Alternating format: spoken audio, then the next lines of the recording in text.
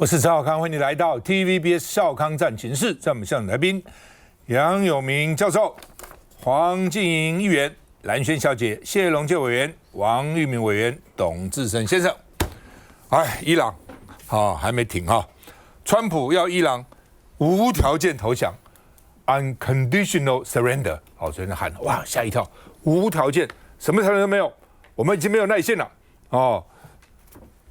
这很奇怪了这个又不是伊朗先发动打的然后呢，伊朗要跟你搞那个第6次这个谈判限核谈判，然后川普的人说我没耐性好，那美国的末日飞机，什么叫末日飞机？叫夜巡者这个飞机14B 说飞到华府近郊，这个是美国作战时候的指挥总部，在飞机上可以跟全世界各地来联络。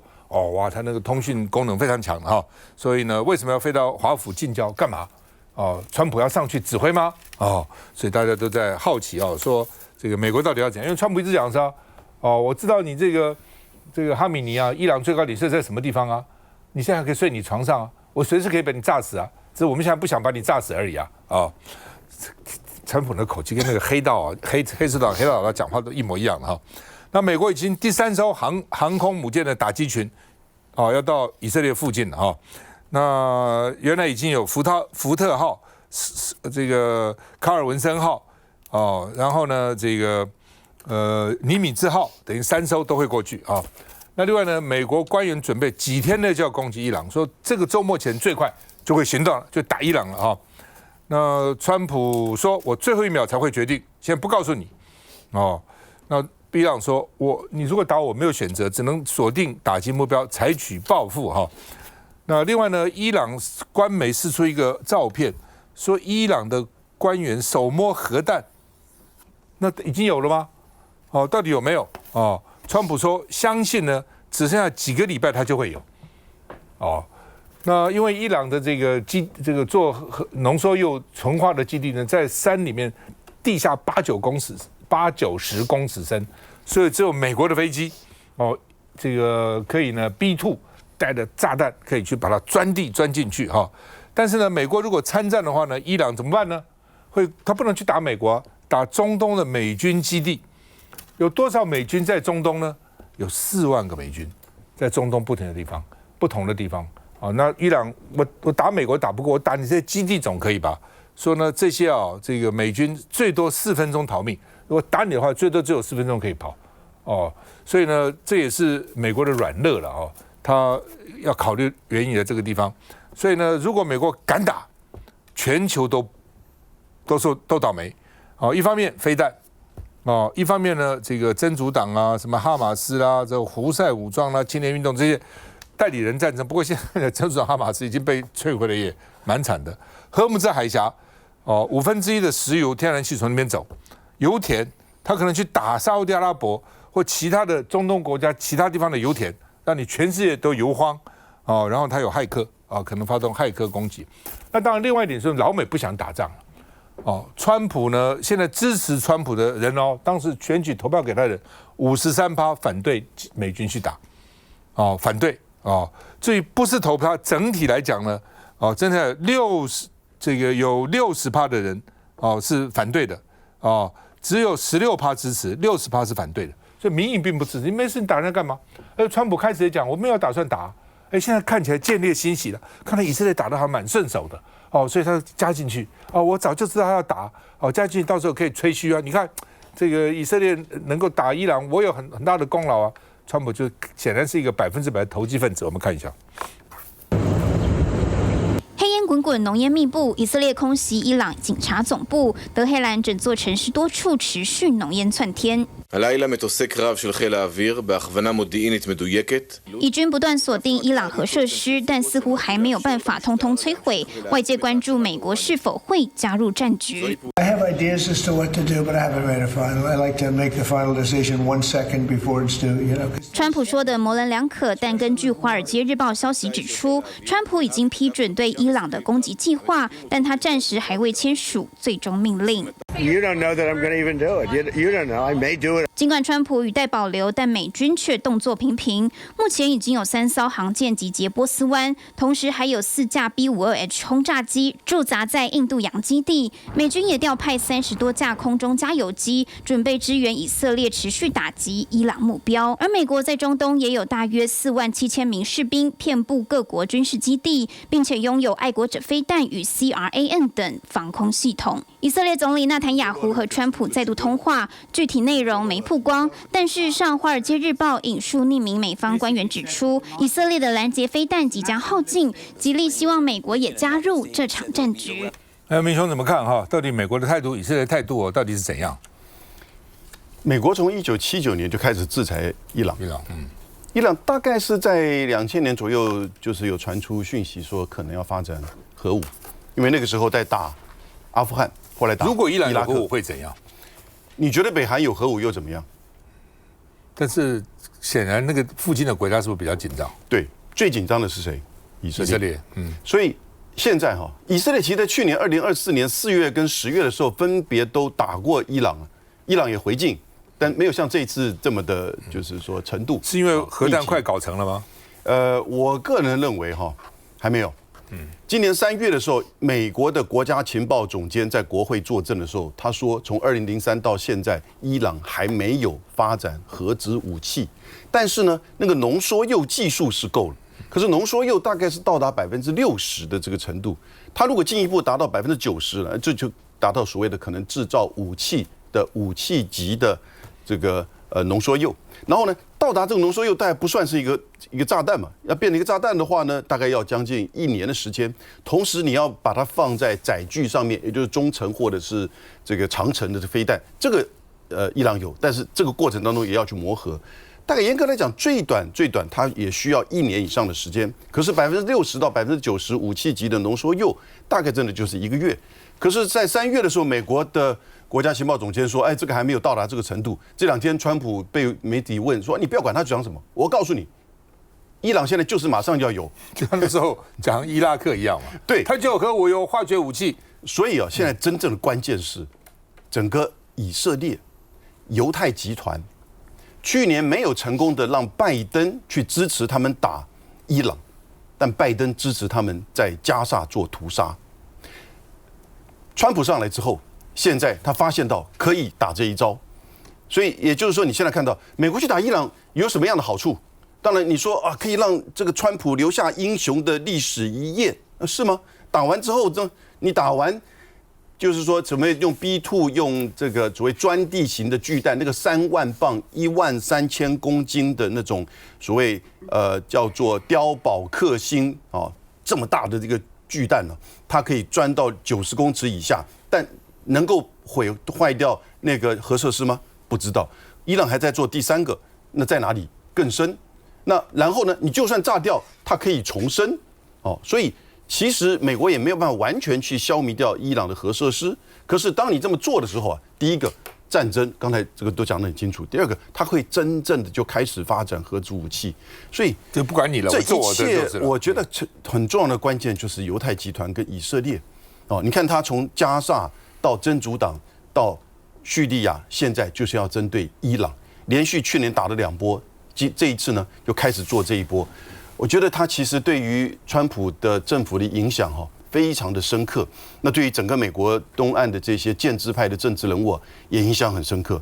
可是呢，现在有一个就是你刚刚提到，在 MAGA 里面，就川普的这个基本盘的支持者里面，有一些孤立主义者就强调美国优先，美国优先是优先美国，不是优先战争他们就强调这一点。所以呢，不要去从事个战争。你从事战争，就大战略而言有一个学者叫米尔兹海默，你应该记得，他那个时候他芝加哥大学的教授，现实主义的这个学者，他就是那时候非常批判，就是乌克兰战争，也就是把美国的力量从亚洲应该要针对中国，把它拉到欧洲去。他这一次又再强调，你不可以同样的错误再犯一次，你要再陷到中东的泥沼里面。其实事实上，当中东情势大好的时候，美国的大坏的时候呢，美国的整体的这个情势也会大坏。那但是呢，现在看得很清楚川普到底他是会受犹太集团影响，还是说呢，这也是他的谈判策略他故意媒体这个放话，可他要什么？他说我们刚提无条件的投降，那什么叫无条件投降？那当然不是说再重启谈判，他也不接受这一套。无条件投降，也就是要完全的去销毁核设施。可这个让我想到2002年的时候，那个时候北韩也同样在做这个东西。那个时候呢，其实六方会谈差一点要让朝鲜呢，要北韩呢，要已经放弃，他已经承诺了。结果美国去打了阿富汗之后呢，又打了伊拉克，马上朝鲜就开始在1年之内就把这整个核计划做完，在2006年就做第1次的核试爆，一直到2017年做了6次的核试爆。你现在它已经是事实上的核武国，已经有了，也就不太可能去针对它就做任何的军事的动作，因为它这个核主都已经达成了。所以呢，现在是针对伊朗的这个作为，那以色列这边就告诉川普，这是你一个历史成名的机会，你制裁了伊朗46年，这次可以一劳永逸，是吗？可以一劳永逸吗？看起来完全不是如此，而且把美国可能会深陷的泥沼。但另外一方面，我再强调一次，这也可能是川普的一个谈判的策略。可是我们现在不知道他谈判的目标是什么东西。基本上了哈，就是说这个美国这么多年来喜欢做的事呢，就是我看不惯这个领袖，把他干掉，那扶持另外一个出来，这个比那个更坏。目前几乎都起来的都比原来的更坏、更混乱。所以呢，法国总统就讲了，马克龙说：“你搞干嘛？你看看当时伊拉克那边搞成什么样子？伊拉克现在有更好吗？其实也没有啊。然后接着其实美国干很多这种事情，然后最后也没有。你干掉这个那个起来，干掉那个起来。就像你黑道老大打死了后，小弟起来，小弟不要打死了又一个小弟起来，春风吹又生哈。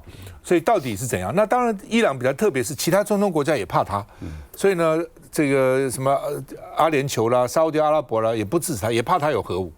中共老共也怕他有核武。俄罗斯好像也不太讲话。虽然呢，打二战的时候，这个俄罗斯。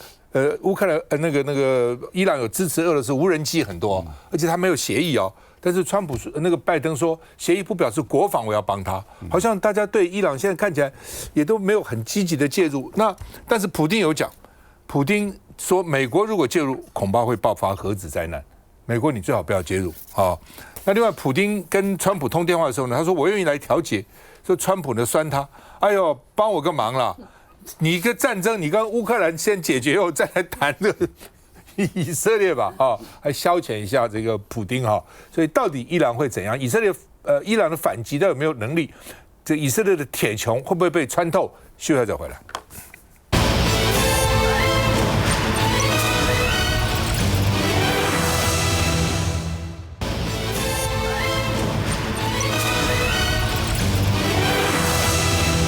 好。那么伊朗也有极音速的飞弹，说呢这个伊朗也不服以色列，说他也要在空中争霸。但是呢，现在目前看起来，伊朗的上空制空权已经被拿掉了，以色列已经把它制空权都打掉。因为一开始突袭的时候，很多飞机啊、很多基地啊等等、飞弹啊等等都被炸掉了那不过呢，它还是有一些导弹那所以呢，彼此反正这个炸来炸去以色列炸他，他炸以色列，反正各军事目标、警察总部、这个某萨的总部这个情报总部都打。他们发觉一个奇怪的现象，就一开始打仗以后，有连续3天3架中国的波音747货机沿着大陆西北走，然后走到中东那边去，突然在伊朗上空不见了，消失了。他们到底载什么东西？有没有偷运军事物资来资助德黑兰？大家这样猜了所以但是3架波音747又能载多少东西呢？打起仗来那个消耗很大的。以色列为了防空打飞弹，每晚喷85亿新台币的钱，就要花钱飞弹去打说以色列那边飞弹也打了很多了，说最多再撑12天就伊朗虽然被打掉很多了但是有人说伊朗还剩一半，有人说伊朗剩40%但是呢，他跟你这样打以色列要去防范了。说大概只有12天，但是伊朗大概也打不了太多天了都打光了那在这个时候呢，就我们的总统太很有意思说各部会要注意以色列跟伊朗的冲突，不是注意什么油价啦、天然气啦，不是这些，要严防走私跟偷渡。这个风马牛好像有点不相及，你在讲什么东西他总要做点事吧，也不知道做什么好所以又不敢去支持伊朗，又不好去支持以色列，所以只好说我们防偷渡吧哈。那外交部长林佳龙说呢，府院开国安高层会议，讨论如何因应哈。那大陆撤侨在以色列，说呢拿台胞证也可以跟他们一起去撤了这个一起撤走那大陆也有不少人在以色列所以呢说一起撤掉吧那林佳龙说我们有跟他们保持联系啦，避免这跟中国人同车离开以色列被炒作看一下伊朗的夜袭。一道神秘、形状又不规则的白色线条划破天际。伊朗18号发动第12波攻势，革命卫队证实首度发射萨吉尔，又称尼什的中程弹道飞弹夜袭以色列。伊朗声称这波攻势属于代号真实承诺3大规模打击回应的一部分，而且首度动用尼什弹道飞弹，凸显出针对以色列的军事行动显著升级。The missile is capable of hitting Israel and parts of Europe, as well as U.S. bases in the Gulf region.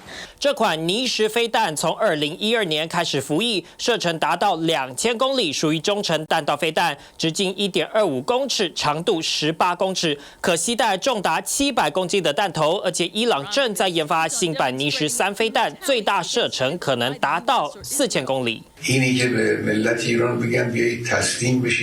伊朗最高领袖哈米尼与以色列开战之后第2度公开露面，校正美国总统川普拒绝他呼吁的无条件投降要求。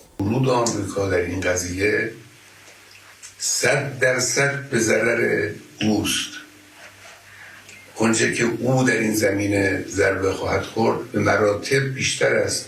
德黑兰从上到下态度强硬，伊朗外交部还警告美国，若干涉这场以伊冲突的话，将引爆中东全面开战。不过 CNN 指出，伊朗在台面上虽然不能屈服，然而他们拥有的军火库存却越来越短缺，最近又已经耗掉500到700枚中程弹道飞弹，最多恐怕只剩1300枚。那小董。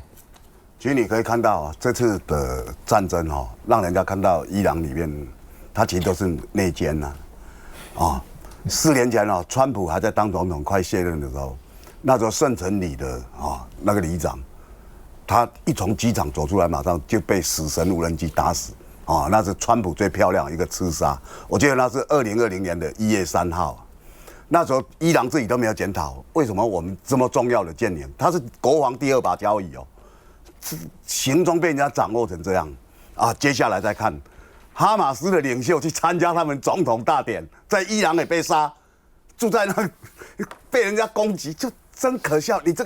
你所有任何重要人物都没有隐私，都暴露在敌人的弹火之下。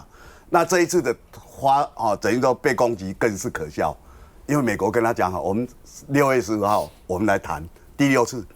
他想说这个现在比较安全，比较安全嘛？你怎么会想到他13号就打你？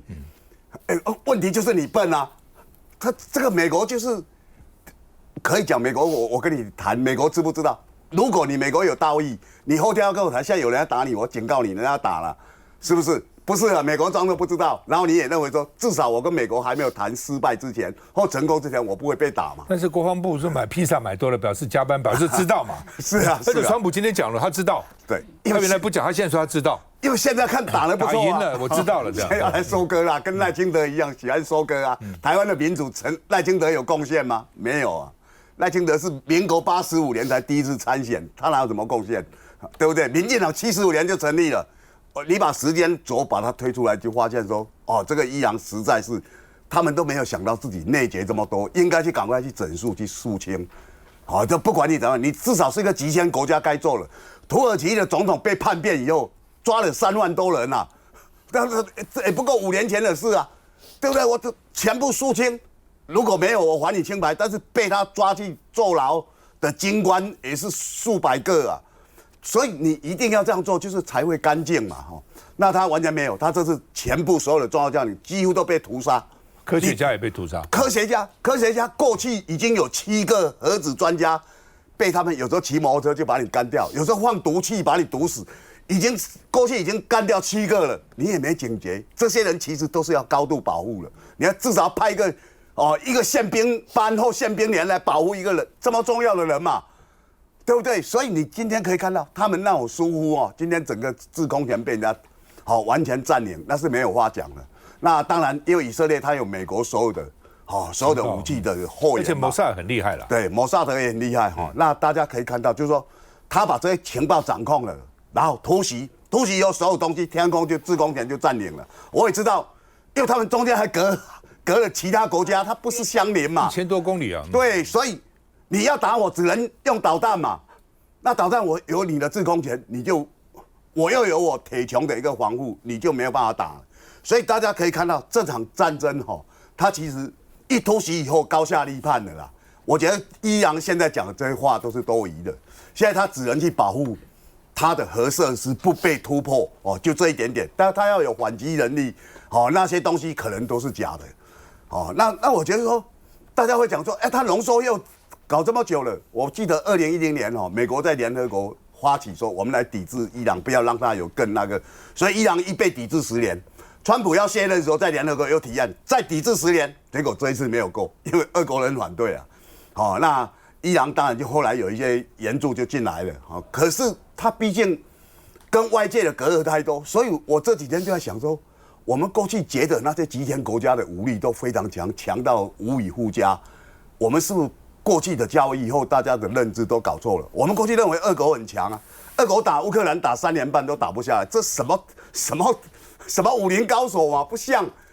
讲真的，就觉得说，我们是不是过去，因为我们在自由世界的社会，我们对那些人都高估了，还是我们去加强去丑化他，把他讲的他们武器多强，然后多厉害？过去的海山不是一样？海山过去跟伊朗打过战，2伊战争啊，打一打，伊朗今天出来讲啊，当年你们都是挺海山的，只有我一个人孤军奋斗啊，结果你们把海山抓去，把他吊死，这讲的是美国啊。是不是说他有多可恶啊？他有恐怖性的武器、致命性武器，还到联合国去作证，还拿一个假东西说，你看这就是致命性武器。那时候拿去作证的是国务卿鲍尔，后来普廷嘲笑他说：“你把人家国家灭亡，你那什么致命性武器？你像一包洗衣粉呐！”各位，你今天看到就是最后的那个好像都不是我们想象啊。那这场战争给我们一个很大的感觉，就是说。